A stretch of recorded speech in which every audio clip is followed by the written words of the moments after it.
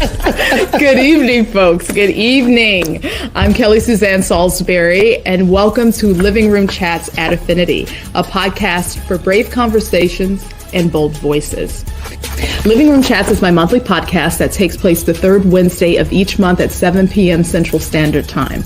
We take a deep dive into topics like political advocacy, culture, identity, and spirituality with people from different backgrounds, walks of life, experiences, and perspectives.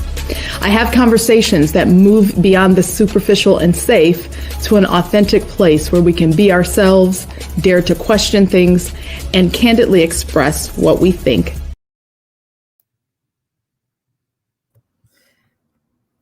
Good evening, Living Room Chatters. Welcome to the virtual living room. I'm Kelly Suzanne Saulsberry, your very humble and friendly host. Happy New Year to each and every one of you in the virtual living room. Happy 2022, I should say. So we have a lot, y'all, we're going to get into and talk tonight. It has been a full, long year full of accomplishments and joy and challenges and successes and some exciting transitions that we're going to get into in a bit. But first, let's get into the year in review video, an amazing video. Let's check this out, and I'll see you in a few.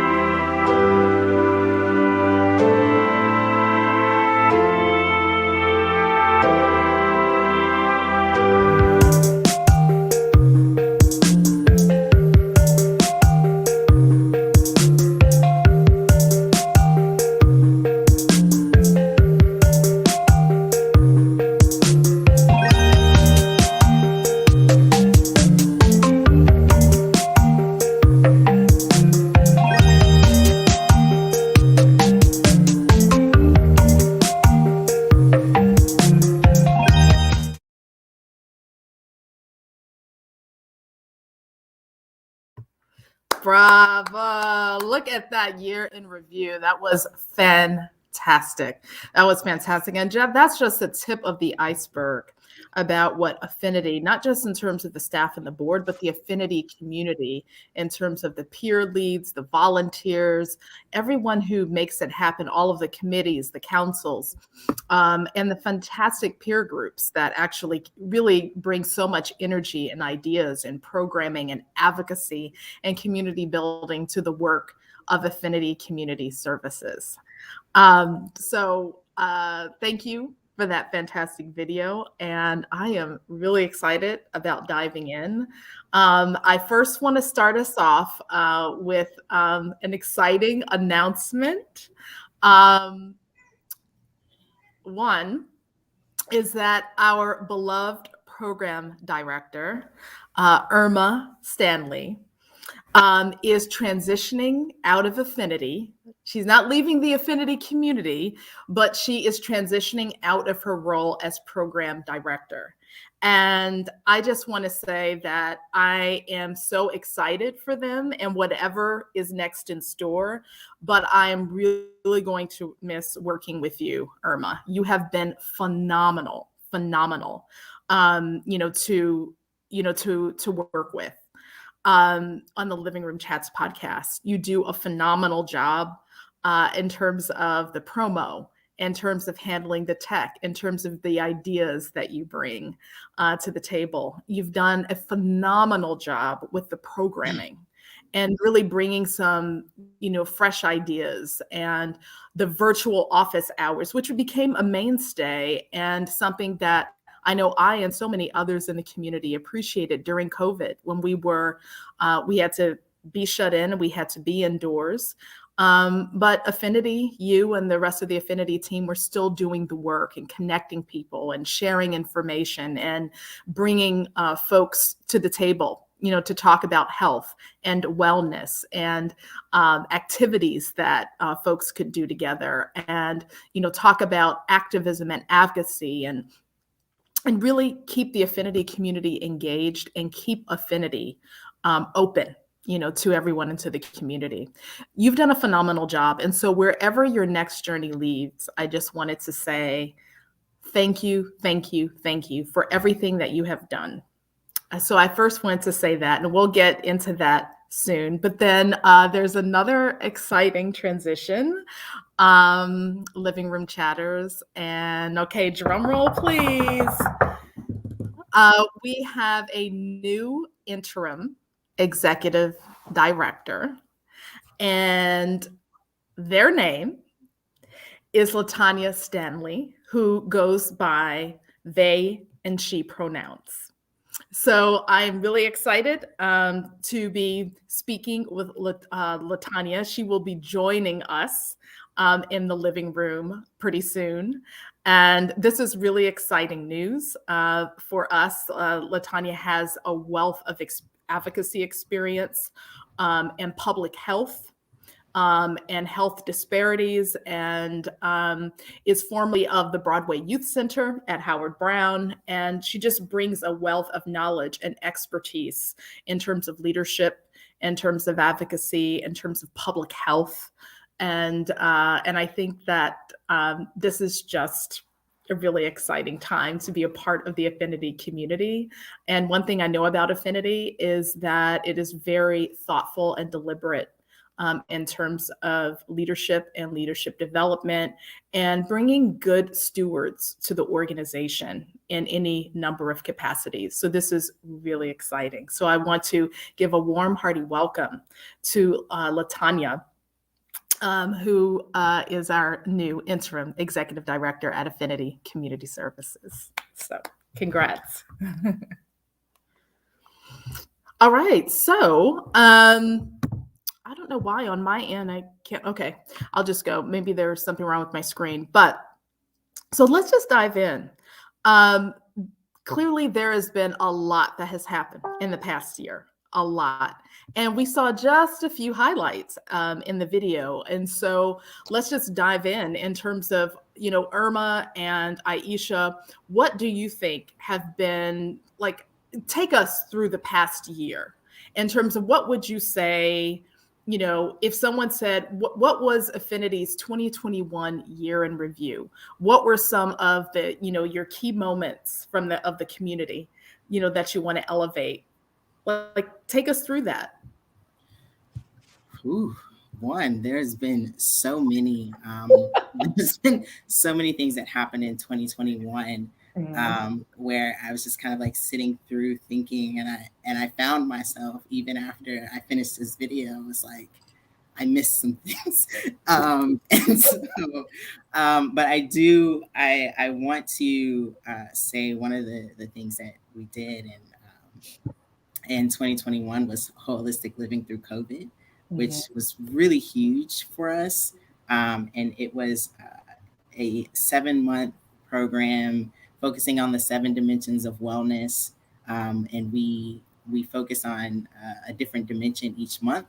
And at the end of the program, we also had like a week long program. That we had, which was really fun and really exciting. But also through this program, we were able to offer access to therapy, where we covered 6 sessions of therapy, and we partnered with Black LGBTQ plus therapists, which is really amazing to be able to do. Um, so yeah, that program, and I can dive more into that. But Aisha, before I go into all of that holistic living you can say any highlight that you had. I mean, honestly, the thing that I'll say is that Irma is being very humble right now. What they're not saying is that the holistic health program was something that was absolutely their brainchild. We were in the middle of a pandemic, just like everyone else, trying to figure out what to do to best keep our folks feeling safe and also connected at the same time.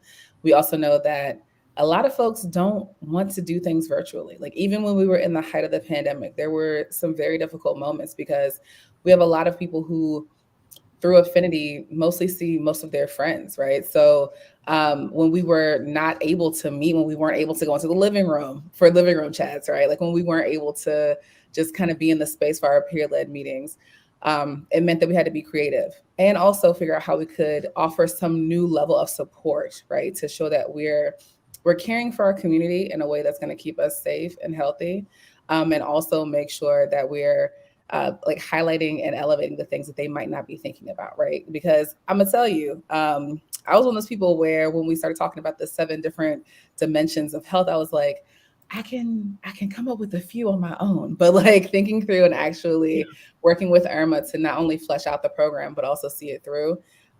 It was phenomenal. We had so many participants, and I think at the end we sent out about 100 care packages to folks, just because we were saying, thank you for being a part of this entire program.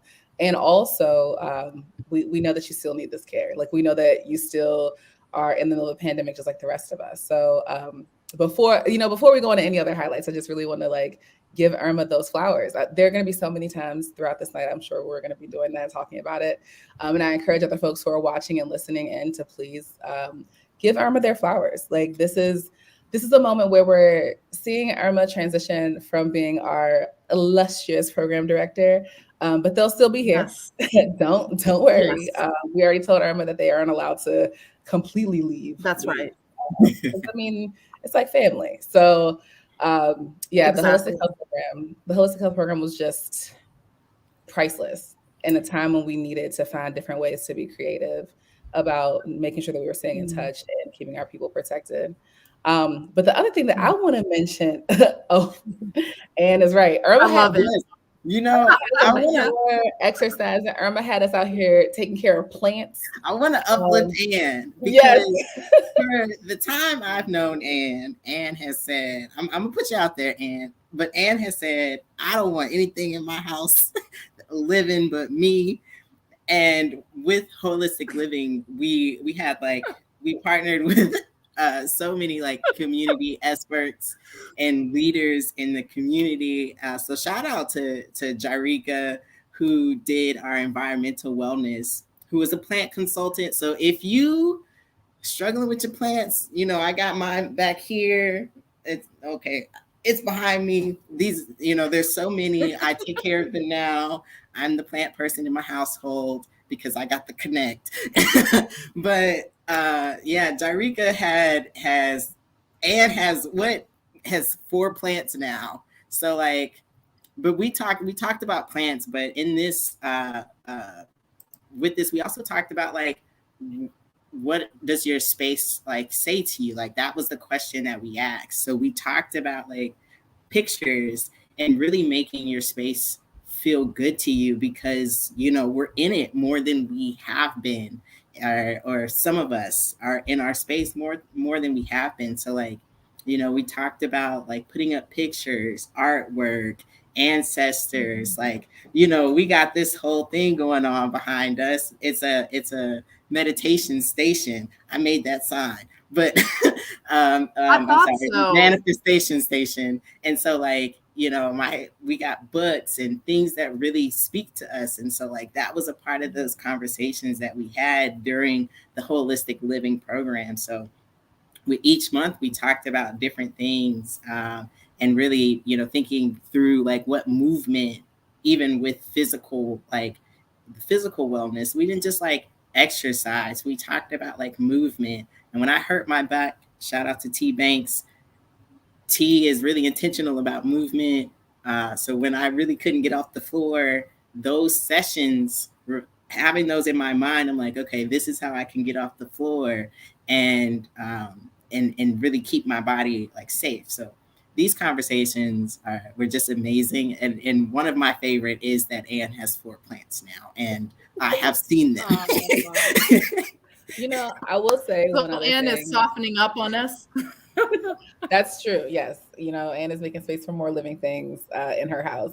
But I will say that one of the things that I really loved about the holistic health program was that we know that during the pandemic, we've heard a lot of statistics and information about Black folks not receiving as much care, not having as much access to care. We've been suffering more in terms of not only just having COVID and catching COVID in our communities, but also deaths from COVID, right? So thinking about health, it wasn't just about movement and moving around. It wasn't just about making sure your space felt good, but it also was about spirituality.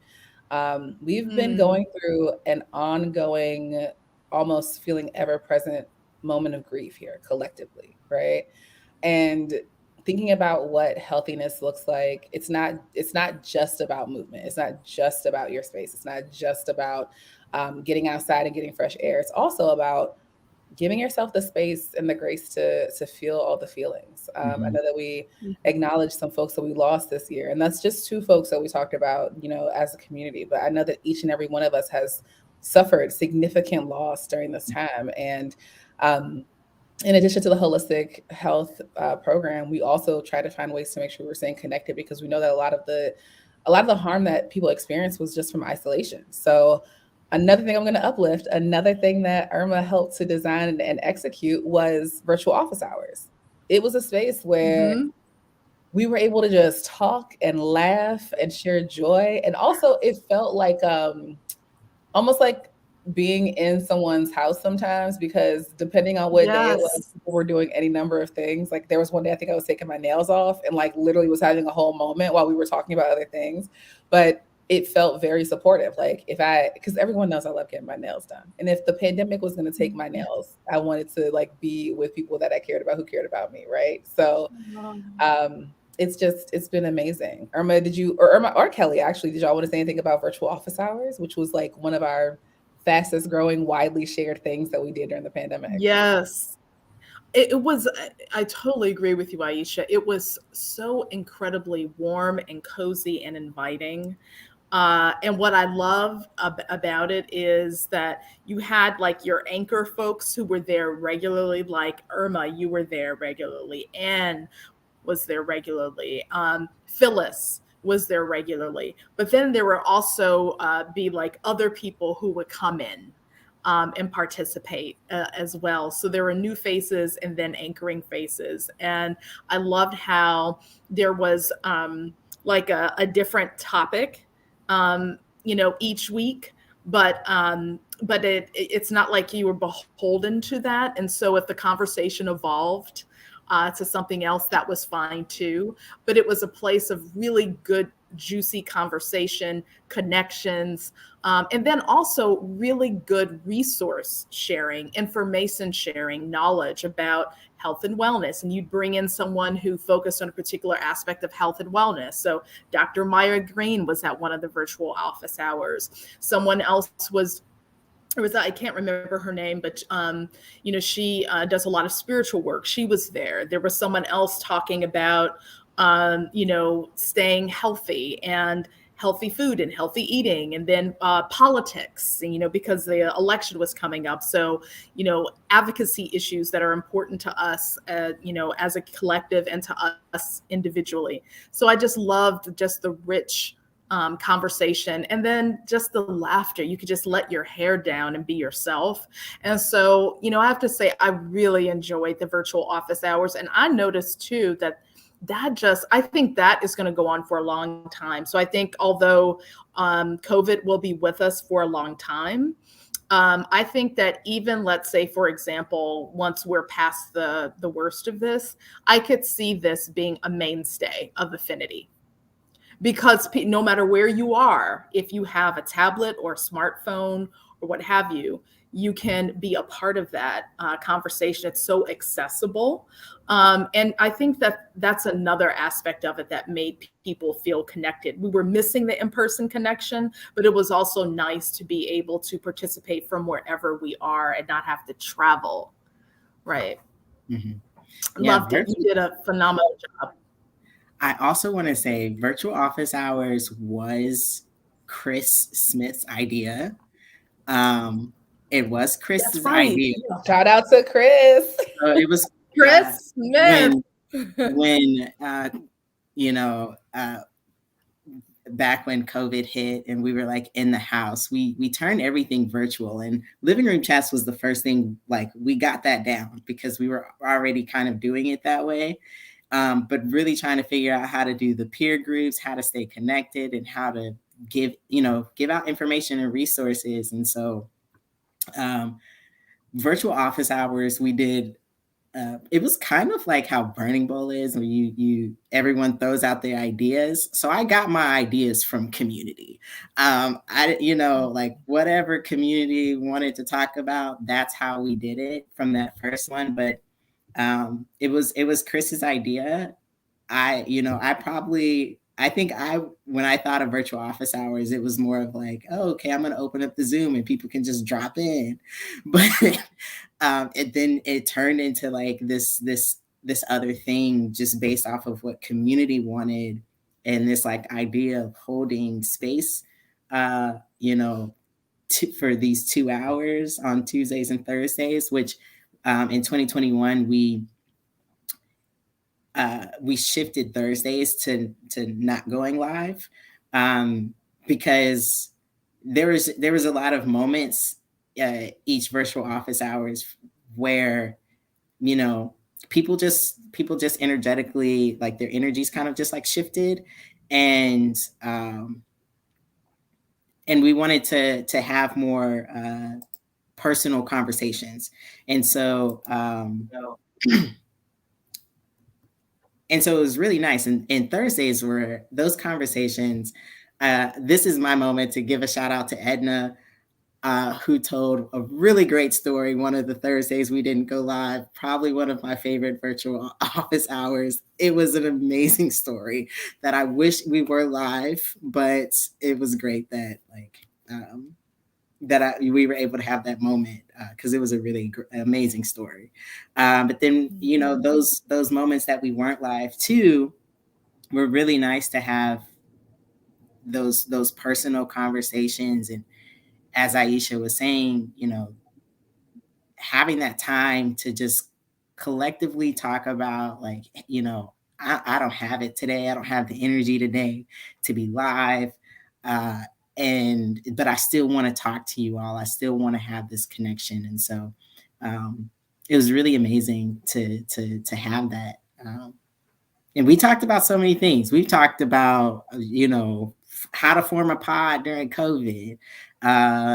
This year,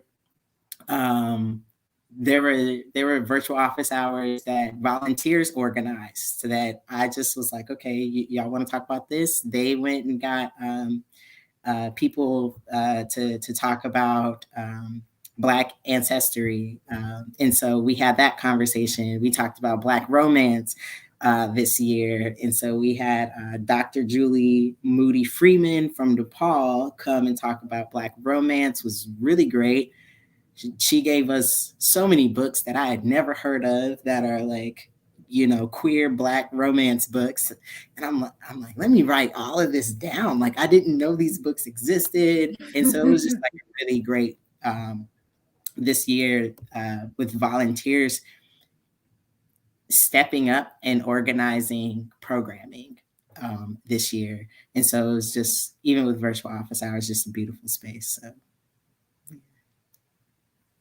I think it shows, this is a perfect example of how resilient, I know that's a word that's used often, but I think it's true for Affinity, how resilient Affinity is in terms of, just being able to pivot and being able to be creative and imaginative and what it is that, we want to create and foster, even amid really trying times and difficult circumstances. We've done it before, and, we've done it again, in the pandemic. And I think, this speaks to, you all's leadership. All of you deserve all of the credit. For it, the peer leaders, all staff, all board, other volunteers. It really takes everyone to make this happen. And so it's true to Affinity, it's true to form. So let's get into some other highlights. So what was it like to host, for example, the Black Gold to go virtual? And obviously people, we were missing being in person. We've known Black Gold, to actually be on the South Side and for us to get dressed up and play the games and dance and listen to music and do all that good stuff. But we had to do it virtually. How was that transition, and how did the Affinity community kind of receive that? I'm curious. It was really, it was interesting to think of how to transition Black Gold into a virtual space, because it's a casino night. How are we going to do this? Yeah. I know it was one of the two big events that we had to think about how to turn it virtual. So with Burning Bowl, it was logistics. How do we make this something people want to sit and listen to? How do we make sure that we're bringing the same energy? With Black Gold, trying to figure out how to convert the energy of a casino night into something that people are going to want to do. Also realizing that it was at a time when people were starting to go back out a little bit more. So it probably wouldn't have been as successful if we tried to do it at night on a weekend, because people actually were going out at night on weekends. So we actually shifted the event to early in the day on I think it was a Saturday, so that we wouldn't interfere with folks who wanted to go to church or watch church, all the things. And I think it went wonderfully. It was a rethinking of how we wanted things to go. We still maintained it as one of our fundraisers of the year. So we still had sponsors. We still reached out to folks around donations. We were able to bring in some amazing talent. And one of the things that we really tried to recreate was that feeling of being in a social space together. So we had behind the scenes Zoom that was on from before. So we had our pre-party Zoom, and then throughout the event, and then the after party Zoom. It was all one Zoom room. And it was great. It was just fantastic. There were a few people who were in the Zoom providing very wonderful commentary as we were watching performances. I think that my mother was in the Zoom and probably heard some things she didn't expect to hear on a Saturday afternoon, but it's fine. We're all adults. And she had a great time. I think that it was interesting because I always invite my parents to all the Affinity things, but this time I invited them not realizing they were going to actually be there, and having them bring up the fact that we had a burlesque performer in the middle of the afternoon, and then them being like, yeah, but she was fantastic. I was like, did not have that on my 2021 like bingo card to talk about burlesque with my parents, but here we are. It was such a fun event. I had a great time. And it was also hilarious because we had not only our like past EDs in the room, but we had a bunch of community folks who I just hadn't seen since pre-pandemic. And it was just really good to like hear from folks, see folks, and provide some space for just celebration, right? Like we had the virtual office hours where you can kind of come in and talk about things and feel like you could like, I think Ann said in the comments, take your wig off. We also had a time having like a social like fancy-esque event. I promised folks wardrobe changes and we did the wardrobe changes. Like I was like, we had to bring this energy in. So it was definitely interesting. It was not the same as any other Black Gold that we've ever had, but it was also amazing in its own special way. Yeah,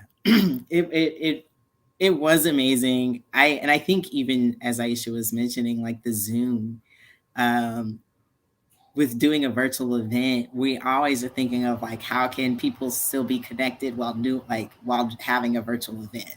Where like there may be some that you're just like watching and you're just sitting at home and maybe trying to, post a picture on social media to feel connected. We actually had a Zoom room where you were there. If you hopped on, you could be there the entire time, and have that dialogue as if you were watching it with your friends. And so it was really nice to hear people connecting with each other and checking in as we were setting up and even breaking down. Like they were there through all of it. So it was just like really amazing to have. And it was also great to host it with Aisha. I was recently looking at the numbers of another live that Aisha and I did in 2021, and I was just like, oh, people like listening to us talk. It was so much fun. And we also had our after party. So we did do a smaller in-person thing. One of our really amazing sponsors, Nobody's Darling, offered they offered us a space to have our like after party because it was still early in the day. So I went with new peer lead, Jessica, who is our peer lead for Legacy, our 40 and under group. We went up to Nobody's Darling, set our table up. We got so much attention, so many folks who wanted to like, support us, hear about all the things. A few people who were disappointed that they had missed the show. And I was like, well, you could sign up for our newsletter so you can find out more about the next show. Like it was a really, really cool opportunity. And I think it was one of the most, it felt like the most successful hybrid type event that I've been to because the sections were split up, right? So you could do this part, like watch the event, enjoy the performances, do the things in the Zoom. And then when you were done and you wanted to like actually see people, give somebody a hug, you could go to Nobody's Darling and support a Black queer owned business while seeing your people in person. Mm-hmm. Yeah. Do you think that going forward, that Affinity will have more hybrid events? So when things open back up, if they ever open back up permanently, if you will, is there still, just based on our experiences over the past 2 years and doing a lot of things virtually and creating community virtually, can you see yourself having certain things be virtual as well? I mean, I would imagine a lot of organizations did save a lot of money because usually they'd be spending a lot of money for their fundraisers to raise money, but they were able to really just, conserve their resources, but still have something intimate and lovely and inviting. So I'm just curious, any thoughts on that in terms of what that means for Affinity programming? Yeah. Well, the thing that we're the most concerned about is making sure that we're maintaining as much safety as possible for folks. We know that people are able to make their own decisions, but we never want to be in a position where something that we're doing or an event that we're offering is the cause of people getting ill or coming to any kind of harm. So I think going forward, we're going to continue to have virtual options. So I think that at most we'll do hybrid events. I don't see us moving away from virtual options because, one, we've extended our community beyond Chicago a lot in the pandemic. There are so many people who still want to participate And they can't just like get in an Uber, get on the bus, get on the train, or drive out to come and see us for an event. So I always want to make sure that those folks are still feeling very welcome and very like close to us as much as we can. And then for the in-person pieces of things, like if we want to have a hybrid event, it all depends on capacity, spacing, the temperature outside, because, you know, outdoor events are the most safe for us right now. And we can't lose sight of the fact that, you know, we are an organization of queer Black folks. Like, we are a demographic of humans who have a lot of things going against us already. We deserve as many spaces for joy as possible. And also, we have to acknowledge that those spaces have to be as safe as possible, right? We have to make sure that in creating those very loving and welcoming spaces, we're not turning a blind eye to the fact that we're still in the middle of a global pandemic. So, yes to us having more things in person and options for people to come and see each other and, you know, get that good family reunion hug that we've all been missing. And also, wear your mask and keep your distance. Yeah. And all the other things. Yes. So, you know, we have to do both and, right? It's exciting, the expansion of the community that happened during COVID because of you know, the virtual option that because our, you know, being able to connect virtually allowed us, you know, to expand our community. So I'm curious, in terms of like new engagements, new community members, guests, etc. Where are some of the new folks from? Do you know? Oh, we have new folks from everywhere. You know, during this time in the pandemic, we've had people reach out to us from Puerto Rico. We had someone joining on a virtual office hours pretty regularly. That was in Mississippi. In Spectrum, we've had people that are in Detroit, New York. We've had someone recently move to Boston, so still joins on and connects with us, let us know how they're doing out there and what they're working on. And so it's, you know, people who like may have started off in Chicago, moved, and then also just like staying connected with people. There's folks in Texas, so all over, honestly. And it's just been really amazing to see what what the reach is in this virtual space. Yeah, I know that we also so had. Exciting. Oh, sorry. I was gonna say, I know we also had some people join from Canada at some point too. So like we're going international a little bit. So Yes. we got. I love it. Affinity is everywhere. It's good for us though, right? It is. It's excellent for us. I actually had someone ask us if we plan on expanding Affinity into different cities, and the answer is not right now because capacity, and also, you know, one of the beautiful things about Affinity is that it was conceived of, nurtured, and created here in Chicago. And every space has its own energy. So I don't know that us going somewhere else would create the same space. And also, I think that there's enough room here for all of us to exist. So if Affinity becomes like a big sister to other organizations, to help them figure out their own version, to help them like with, I guess, what I would call the Affinity model down. Absolutely. Yes, we're here for all of that. Yeah. So yeah, I don't know if we'll have a Affinity in the X like state or city, like right, like I don't know if we'll have like a New Orleans chapter of Affinity, but is there somebody in New Orleans who wants to talk to us about starting something like Affinity?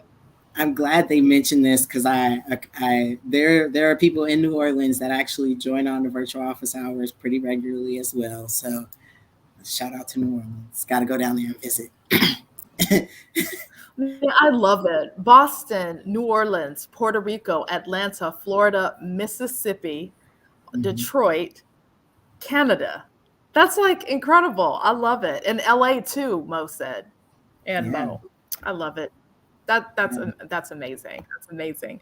What are some other things before we pivot? What would you say in addition to COVID, of course? That's an obvious one.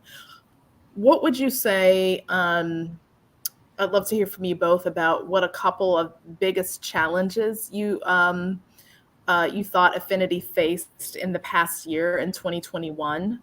What were some surprises, and what were some things that you feel really great about? Yeah, like your yippee moments. I can start, Irma, if you want. Okay. Okay. One of the things that has been very challenging is change. I feel like the pandemic makes a lot of us feel like we're very stagnant and there aren't many things happening or changing. Affinity is not so. We have seen two long-standing board members leave. So that was Anna and Jazz. We see two amazing new board members joining. So that, well, actually, no, during the pandemic, we had We four have new more board members recently, join. yes. I'm forgetting that we had two different rounds during the pandemic. So, like that, all of that changed. So, having Ray, Kibra, Nick, and Phyllis all join the board during the pandemic has meant that that's a shift. Irma getting promoted. Come on, Irma joining our team right before the pandemic, getting promoted during the pandemic, right? And continuing to do all this amazing work. That was change. Figuring out how to do anything online, making sure that we're not leaving any of our people out by switching things virtually, making sure that we're still figuring out ways to expand our peer-led or like peer-led groups by welcoming Jessica in as one of our new peer leads, right? Like we've had so much change happen. And I think that that change has not only been challenging and has like caused us to move and shift and grow in a lot of very new ways very quickly. It's also, I think, the big yippee moments for me too, right? Like it means that one, seeing people transition away from Affinity in one capacity and stepping into it in another means that we're expanding the reach. Like we're creating a different pipeline. We're creating new opportunities. Because both Anna and Jazz know that they're not gone for good, and Irma has already said they're not gone for good. So we never quite lose folks. And then bringing new people in just means that our family is getting bigger, right? Like having Ray and Nick and their expertise in not only curating amazing social spaces, but also bringing a lot of new ideas. Having Hubert and Phyllis, who have seen Affinity through so much, through so many years, and still bring their own talents to that space, right? Our board is a very, very new place. I never knew when I joined the board that I would be the board president.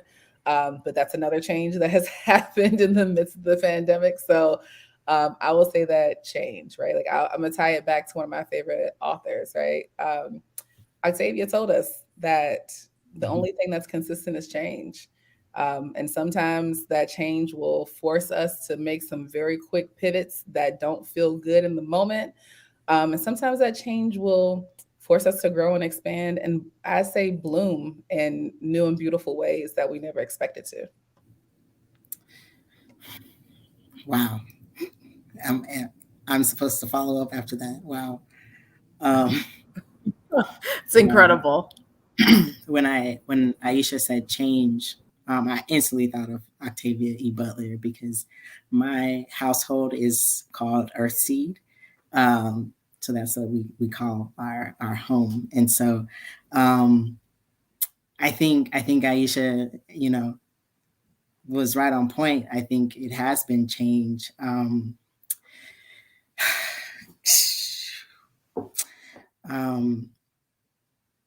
because I came to Affinity in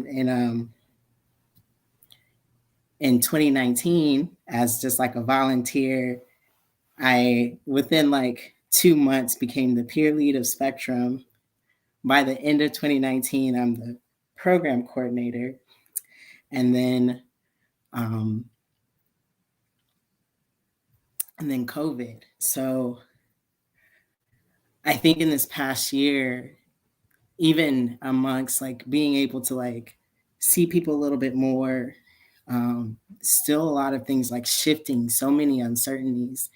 But having this community, having people that support you, have your back, as Aisha, said, like even with change, I've been saying this, like I know it's a change. I know I'm not going anywhere, but change is still sad, and it can still be hard, even if there's good in it too. And so, everything that Aisha just said, it really I just got a little, I'm emotional because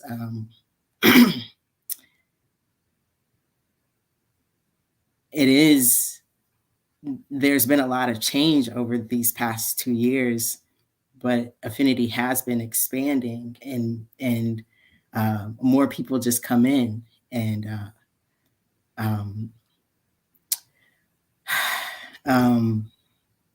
and especially with Tanya coming on, I'm really excited about that. I'm also really sad that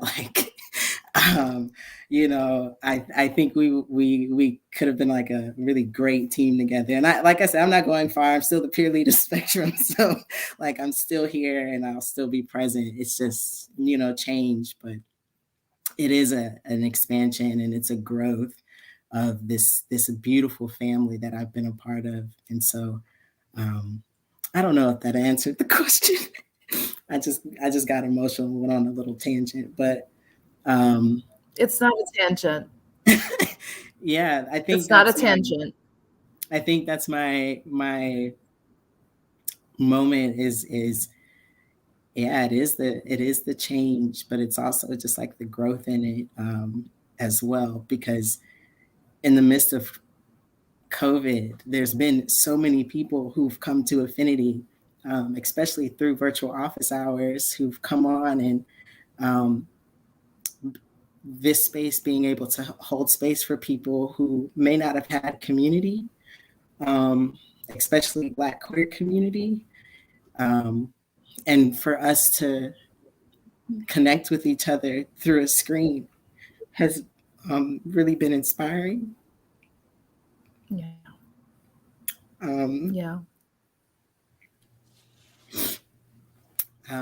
Because I've been able to I talk about Ann so much to my mom. It feels like they know each other and they've never met.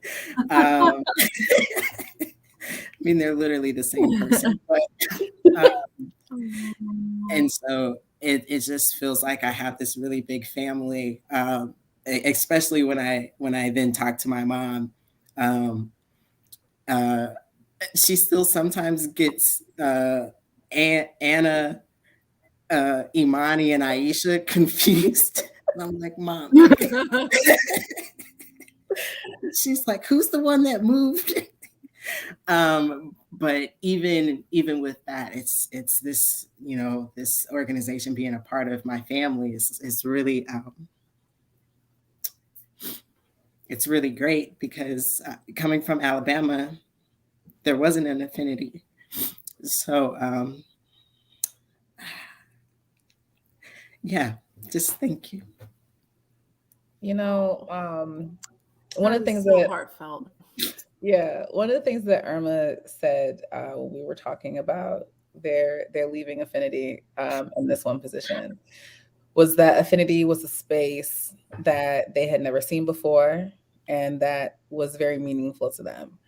And I had to remind them not to talk about Affinity as though they're so distant from it, because at this point, with all the things you've done, all the connections you've made, and if you look at the chat, all the love you're getting, you are helping to be a part of that legacy. You're helping by being a part of that legacy. You are here making Affinity a space for other folks. You're the reason why another Black queer person can come and find a space. You're the reason why another Black trans person can find virtual community, even if they don't know that somebody might just be right down the street, right? Like, you have made this space better by being a part of it. So I need you to remember that part and take that with you, right? Like, that's, we're going to have a going away party and do all the things. But honestly, the first going away gift that I want you to really take and keep is that Affinity just wouldn't be what it is today without you.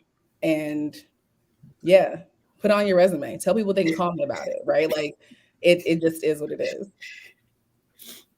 Exactly. No, it's so true. I mean, I'm kind of at a loss for words. I am definitely not articulate tonight because I'm just so full, and I'm just moved by just your humanity, Irma, and your warmth your kindness, your creativity, your commitment to work, to the work and the community of Affinity, which is not just an organization, it's a community. Like, it's an amazing organization. There's a lot of history there, a lot of present and future there. But Affinity is a community. It's a feeling. It's a space. That's, at least that's how it's been for me. And what you've shared and what Aisha, has shared reminds me so much of why I was drawn to Affinity years ago when I was a little baby dyke, and looking for, a queer community, particularly one with folks who looked like me, right? And I will never forget the energy and the kindness and the warmth in a place where I could really be myself. And so I say all that to say, I mean, you mentioned what Affinity has given you, but as Aisha shared, remember, you have given the Affinity organization and the Affinity community. You've contributed. You have made a footprint. You've made your impression. And will continue to do so, because although you will no longer be working at Affinity, you are still a part of the Affinity community and always will be.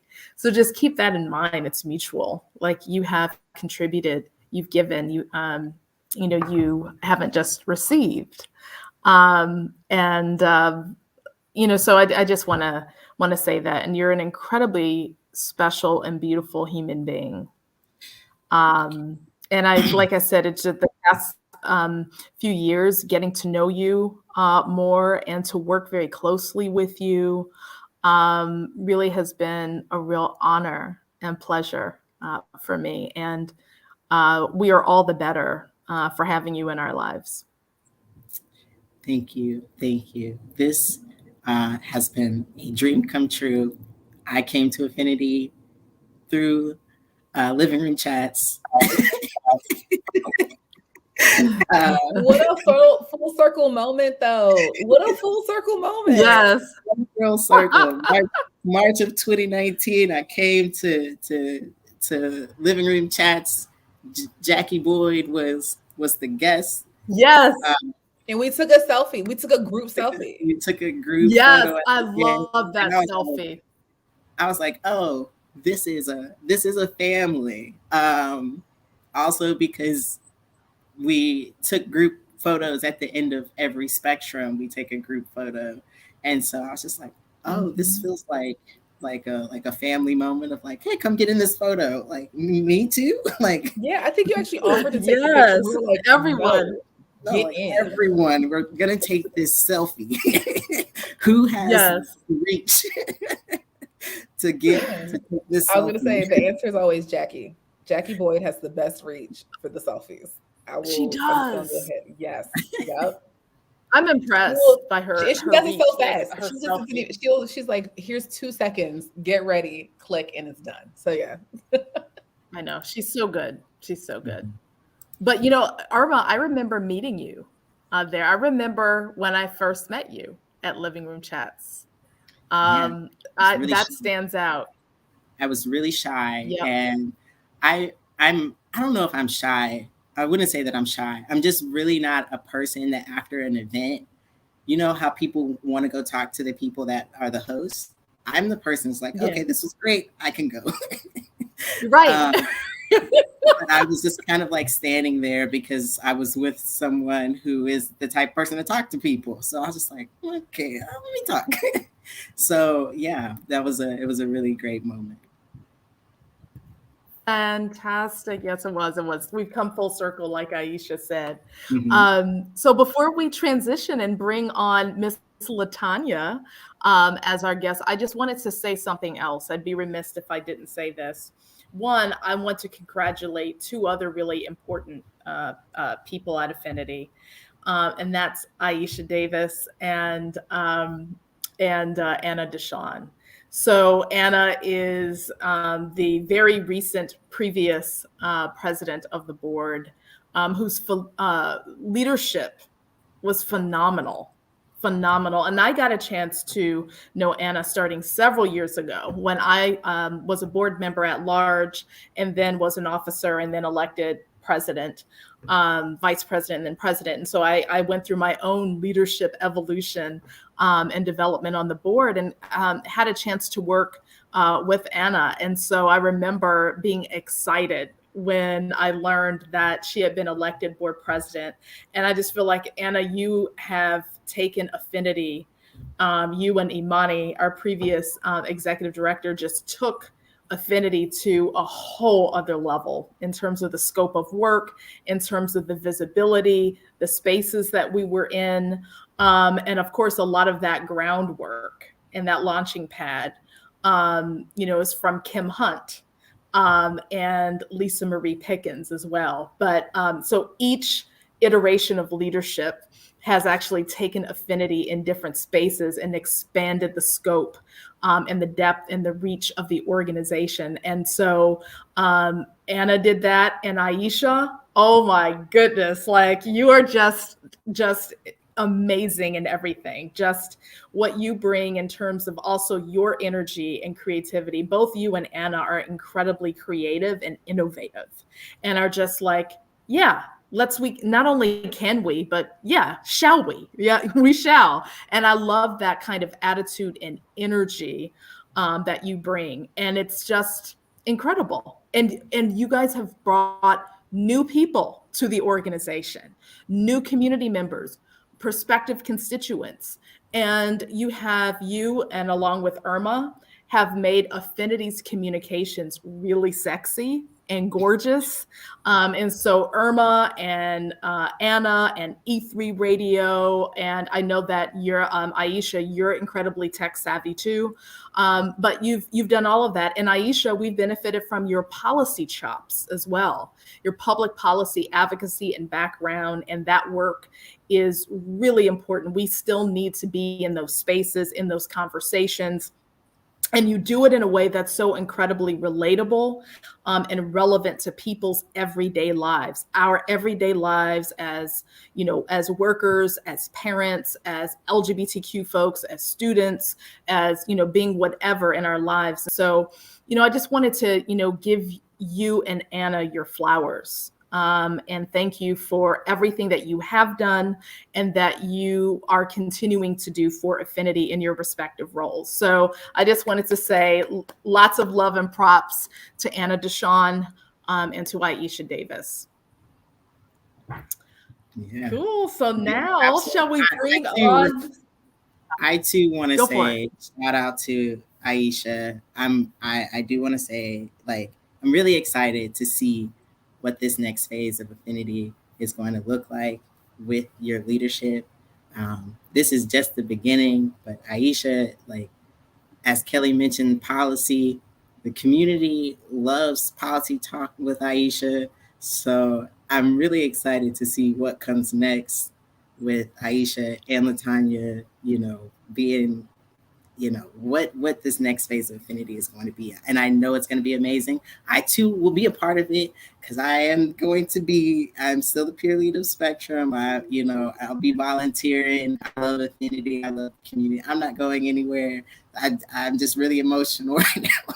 But I know I ain't going nowhere. But, I just get a little sad about change, but I'm really excited. I just want to say congratulations to you being the board president, which that happened in 2021, which is just amazing. So, yeah.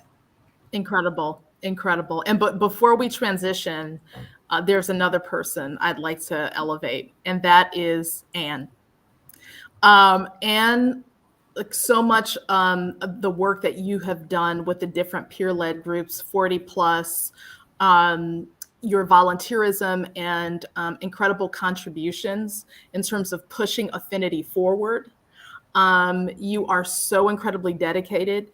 You helped make Affinity's virtual office hours what they are as well. You're an amazing conversationalist. You're hysterical. You're really smart. You have tremendous presence. I love your candor. You are straight, no chaser. And I also just want to thank you so much because I don't think there's been a single living room chats I haven't seen you in.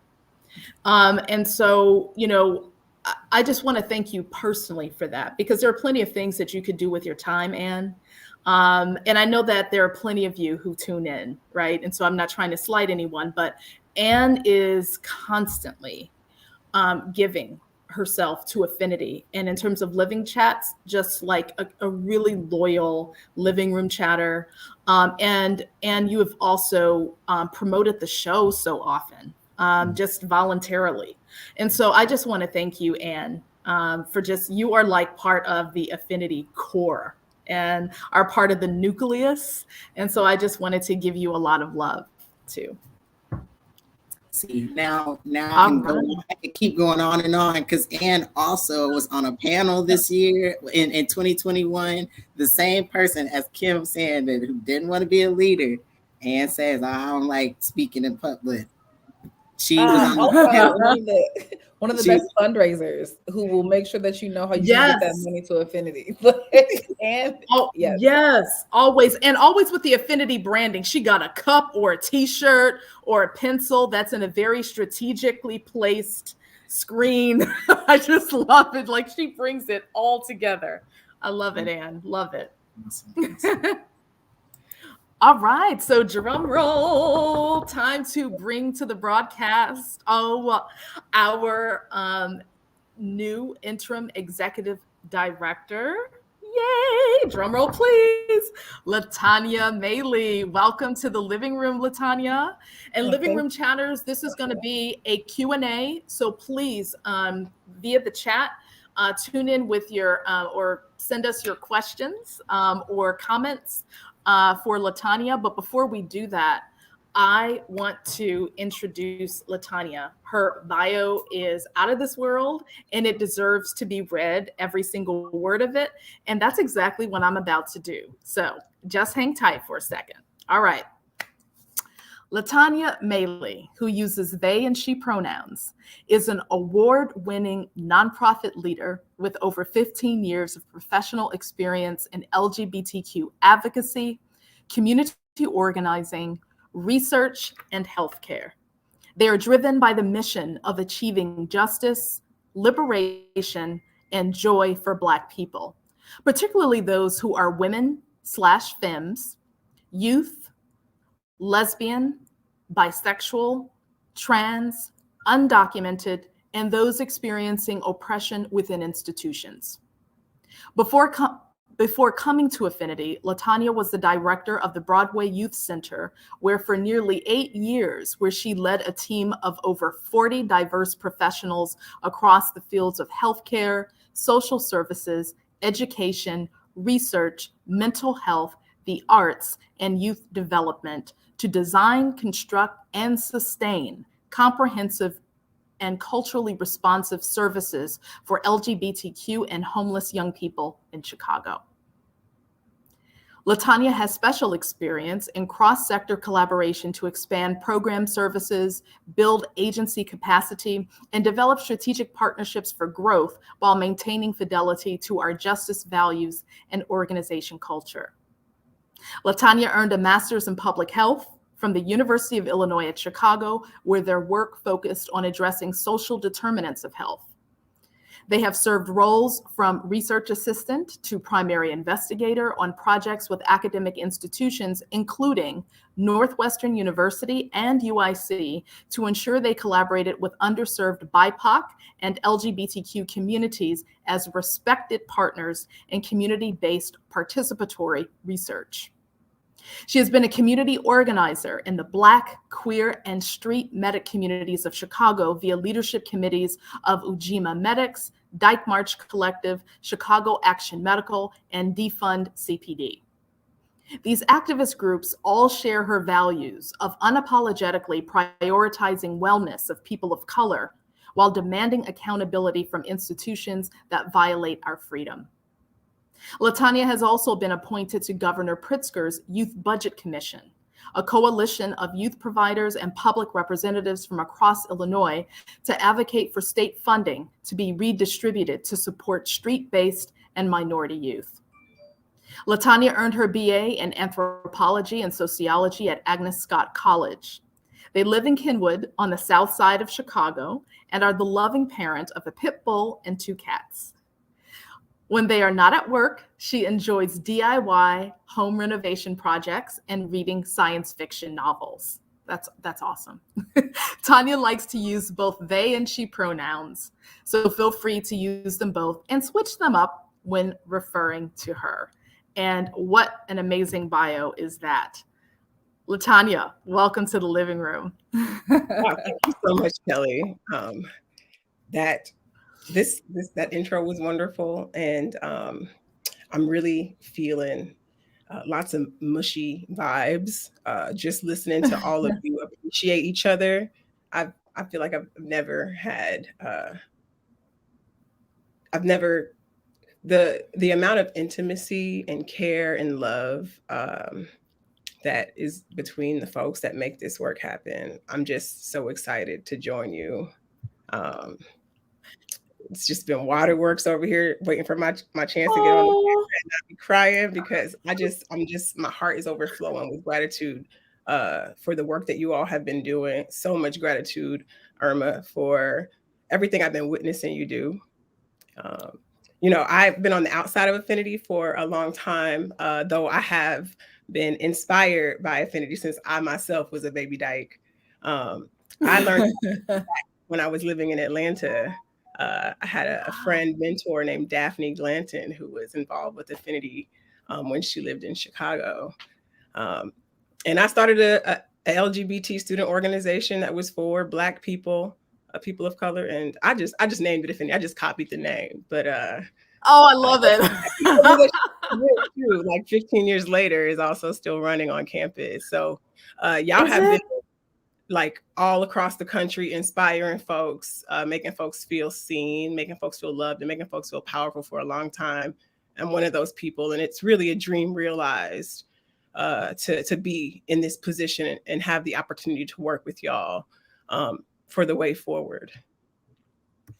That's so exciting. Oh, thank you for sharing that. Thank you. Well, we are excited, and I want to thank you for being with us. And that's a fabulous note to transition to. If anyone has any comments or questions, I thought I saw some come through. There are some people who are like, "Yay, Daphne Glanton." There are folks who know Daphne, and all that. And so, but until more questions come in through the chat, I'll just ask you a question. How did you find your way to this role at Affinity?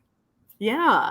Okay. Well, I think that, what landed me in this spot, in this moment with y'all right here, is actually like multiple intersecting like trajectories that have been guiding me here. So I've been hearing y'all say full circle moment over and over again, referring to how like folks might start on the periphery and then fall in love and then start dating Affinity, get real intimate with Affinity, and then you just kind of become like lesbian exes where you still hang out all the time and are deeply involved in each other's lives. And that's right up my alley. So I'm excited about, like, culturally, it seems like that going to get along well with the way that things run here. But I would say professionally and personally, I've always had this mission of just like being very social justice oriented. And I learned that building community, affirming each other, supporting each other, and just feeling safe at the very basic level before we start looking at some of these more external things like healthcare outcomes, like income, like employment, is really important. And so that was my approach as a community organizer. And it's been my approach in leadership to really do a lot of intimate community building, to practice lots of humility and interpersonal connection and love, as well as like handling some of these technical skills of building organizations, developing operation or overseeing operations for organizations, overseeing growth and development. And so I moved to Chicago and continue to do that work from a public health perspective at UIC, working with young Black women around HIV/AIDS prevention, which continued to guide me towards LGBT advocacy work, doing sex ed in high schools, working at the Broadway Youth Center. I started with their HIV prevention program. And it was really important to me not to only talk about, kind of like the the disparities and the pain and the illness that people were living with, that they needed support on, but also celebrate the arts and the culture and the long history of thriving and surviving, and taking good care of each other that Black people have been doing, that queer people have been doing. And Affinity is just sitting right there at that intersection of honoring the deep love and history and connection between people of color, between queer people, as well as like holding our institutions accountable, and taking them to task to make sure that our people are getting what they deserve. And through working in nonprofits for the last 10 years, I've also gained a lot of those kind of technical skills around developing programs, evaluating programs, collaborating with community partners, and evaluating how well we're meeting our mission. And so I really hope to put all those skills to use, but everything I've heard, that these are huge shoes to fill. I don't feel too intimidated by hearing that Irma's leaving, knowing that Irma's not going too far, but everyone is so involved and so passionate. So I'm excited to join the team. I'm grateful and thankful to be welcomed into this family to do this work. No, absolutely. And you know what? You mentioned having huge shoes to fill. You know, something that I want to share with you is that one of the things I really appreciate about Affinity is that it is an incredibly supportive environment that welcomes different leaders, different people. And new leaders are not expected to be carbon copies of the person who previously held that position. And so there isn't this comparing of, well, such and so did it that way, or such and so was like that. And that's what I really like and appreciate. And I think that more organizations need to be that way. And so you will make your own imprint through your time here, your passion, your experience, you know, your personality, your spirit, your expertise. And you just have such a wealth of knowledge and experience already from the advocacy work you've done in your career on HIV, social determinants of public health, managing a huge center, Broadway Youth Center at Howard Brown Health Services. I mean, that's a huge organization. Affinity is a much smaller, more intimate community, but one that's certainly grown over the years. And so, you know, you have all the goods, and, you know, don't worry about filling other people's shoes. You have your own shoes. You know, and Affinity is a place that supports people wearing their own shoes and making their own footprint. So if I can just offer that encouragement, you know, to you, I just thought I'd offer that. And so we have a question from Kim Hunt. Hey, Kim. So Kim is asking, Latonya, what are your top 3 areas of focus for this role over the next 3 to 6 months? That's a great question. Thank you, Kim. Yeah, thank you for that, Kim. That's a really great question. So right now I'm in my first 2 weeks. And so the place that I've been in now is really information gathering. Affinity has been around for over a quarter of a century. That's a lot of institutional knowledge for me to just make sure I understand, like, what is this organism? How does it work? What's the identity of Affinity? And I'm going to act on brand with that. And if there are any things that are going to be changing, and Affinity obviously is a deeply collaborative organization. So doing a lot of listening and learning, understanding the landscape that I'm in. My next priority would then be like kind of making an assessment, you know, after I'm talking to board members, to peer leads, to community members, to former staff, former leadership about like, what has Affinity been in the past that's been really important that we want to move forward with, come up with a vision with the board and make a strategic plan for how we're going to move forward. To do that work, we need to do some capacity building. Seeing that Affinity is 95% volunteer run and that we are still seeing increases in volunteer engagement is really exciting. So I would want to kind of refine those processes, really kind of build out our operations, like solidify handbook, make sure Affinity, the magic of Affinity exists on paper and that the values of Affinity are baked into those policies and procedures. So regardless of what kind of leadership changes happen, we know that Affinity is going to be core, like still going to be responsive and authentic to our mission and our values. And so my big priorities right now are getting to know all the players, getting to hear all the voices, understanding, you know, where Affinity's been in the past and where the folks are interested in taking us moving forward. building out a strategic plan, figuring out this volunteer onboarding process, standardizing those things. And then we'll see at 6 months, like what's happening next, with am I going to continue to be the executive director? Or what is the, I'm hoping to also leave like a pretty clear guide for whoever comes to fill in that full-time role, so that institutional knowledge isn't lost as people transition. So I would say that those are my biggest priorities, is to do this assessment of where Affinity is at, the plan. I love that. Then that's a great place to start. It sounds like you got your immediate priorities straight already.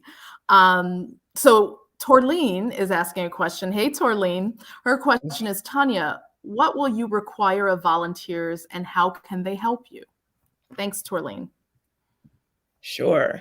Well, I think, interestingly, I feel kind of the opposite about that question. I wonder what I can do to help the volunteers, since the volunteers are what keeps the blood like flowing, keeps the heart pumping in Affinity. And so my first answer to that question is I'd be interested in getting to know more about the volunteers and what they bring, what sustains their engagement, what sustains y'all engagement in this work, and how to make it continue to be the place, the loving, healing organization that has been for the last 28 years.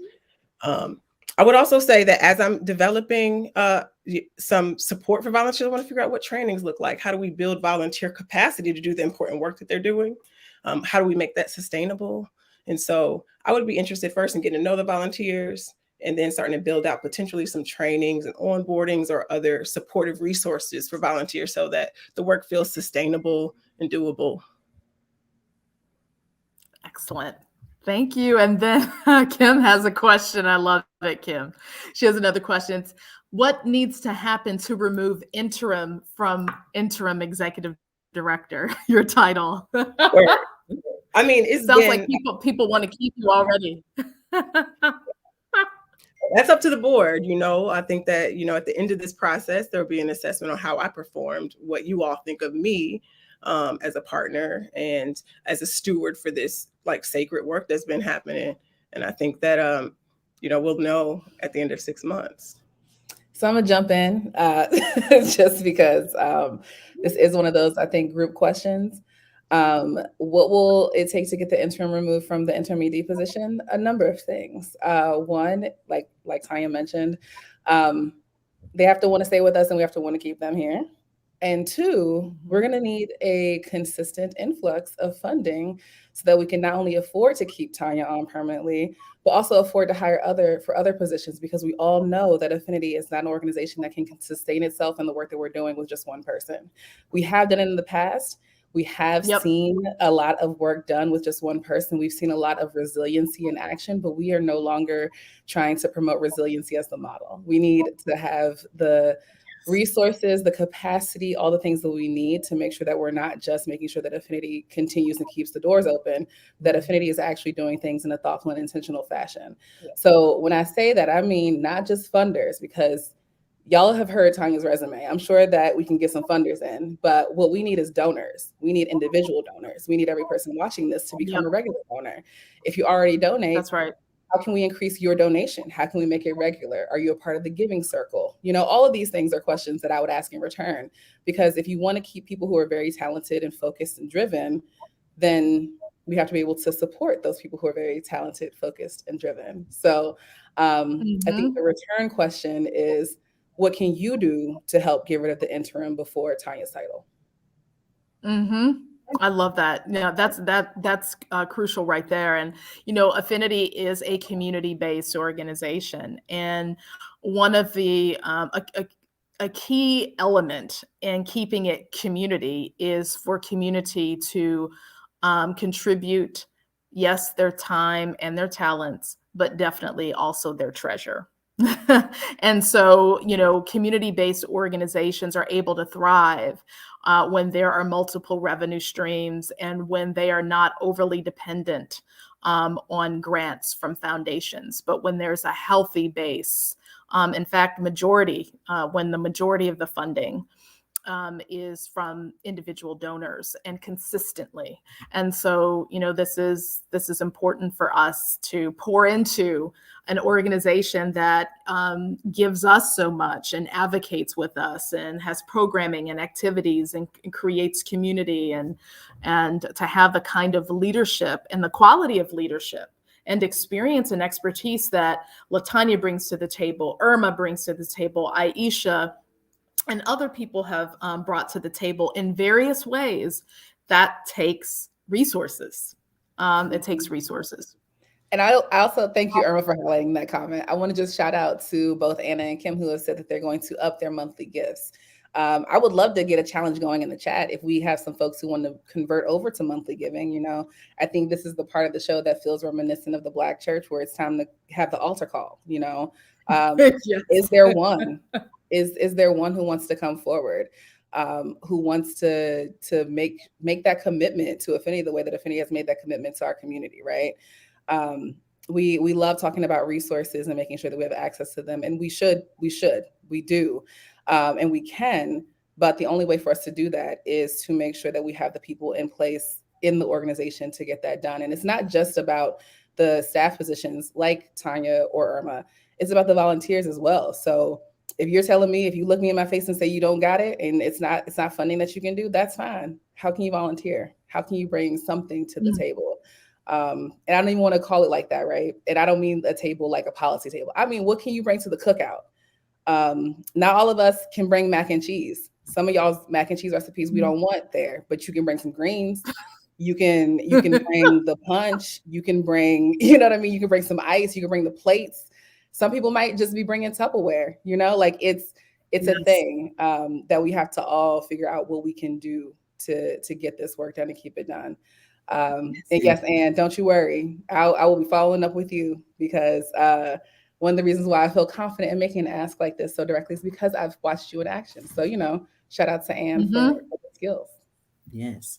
And if you, like Aisha mentioned, if you don't have the funds, you may be the person washing the dishes. So that's your time, folding up them chairs, virtually folding up the chairs, and but put it in the work. So we all got to put in, what we get as well. So it's all going to be a good time, just like at the cookout.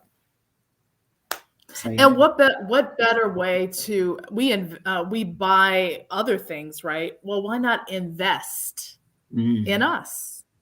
And this is an excellent way to invest in us: time, talents, and treasure. So I mean, it's an investment. Affinity deserves to be invested in and supported. Affinity is also us, so we deserve our own investment. And so it's a different way of kind of thinking of it. It's not an act of charity. We're investing in ourselves and in our community, and in having a voice and a sense of fellowship and a sense of agency, and of our communities as Black LGBTQ identified folks.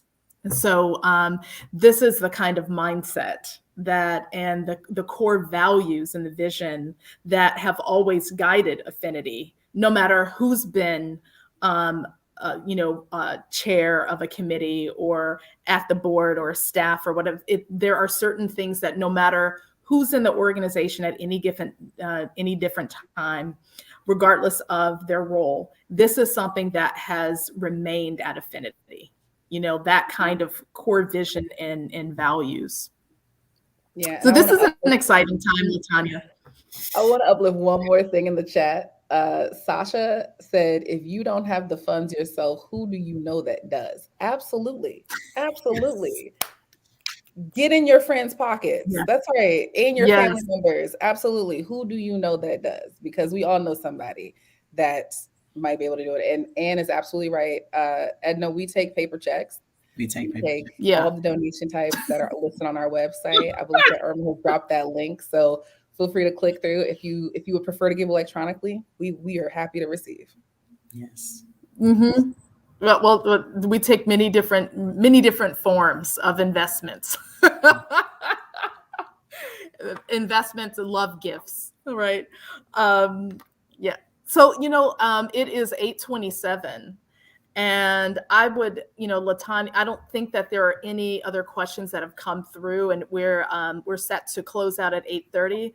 Latonya, our new interim executive director, so Madam Director, I would love to give you the last word. Oh, I just want to again express my deep gratitude for being here. I look forward to working with all of you. I'm also happy to see so many names I recognize in the chat because y'all was thorough with the interview process. So I had the opportunity to meet many of you and to share a lot with you about what my vision is and also what my strengths and my grow areas are. And so I just look forward to continue to work with you. I'm in listening mode, so many of you will be hearing from me over the next few days to have some meetings. And I look forward to a strong 2022. Oh, this is so exciting. What a wonderful, wonderful, wonderful year in review. Job well done, Affinity Community Services, y'all. We did it. We did 2021. And happy new year. Happy 2022. Happy new chapter. Happy new year. Happy new roads, new directions. Happy all of that, like all of the good things. This is super exciting. Happy new leadership. And so I'm just incredibly excited. I'm excited about the year ahead and what's to come. I'm excited about the relationships we're going to continue fostering. I'm excited about the new people I'm going to meet who will be a part of the Affinity family. I'm excited about more living room chats, conversations. So this is absolutely incredible. And I want to thank everyone. Thank each and every one of you for joining me tonight. So Irma and Aisha and Latonya, this conversation has been everything tonight. Like you made my night, you made my evening. Everyone who joined in Living Room Chats in the audience, thank you for being part of the Living Room Chats family. For those of you who may tune in later, thank you for joining. And I also just want to say the next Living Room Chats is in February, Black History Month. It'll be Wednesday, February 16th at 7 p.m. Central Standard Time. Again, I want to give so much love to Irma. And Irma, I wish you well on your next journey. Of course, you'll still be a part of the Affinity family, but I'm so excited about what's in store for you. And it has been such an honor and pleasure to know you and to work with you. And thank you so much again for everything. Thank you. Thank you.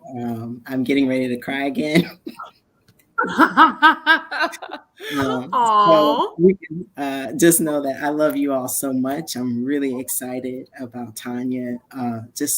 I know you are everything that I have wanted for Affinity, and I'm so excited. Thank you, Kelly, Aisha, everyone watching right now. This has been amazing. Kim, Imani, I'm forever grateful to you. And also to Chris for teaching me about Affinity. I was blessed to be able to work with both of them. So I'm going to go ahead and close this out here with watching the year in review again. So I'm played again. But after that, we out. Y'all have a wonderful, wonderful Wednesday. Ciao.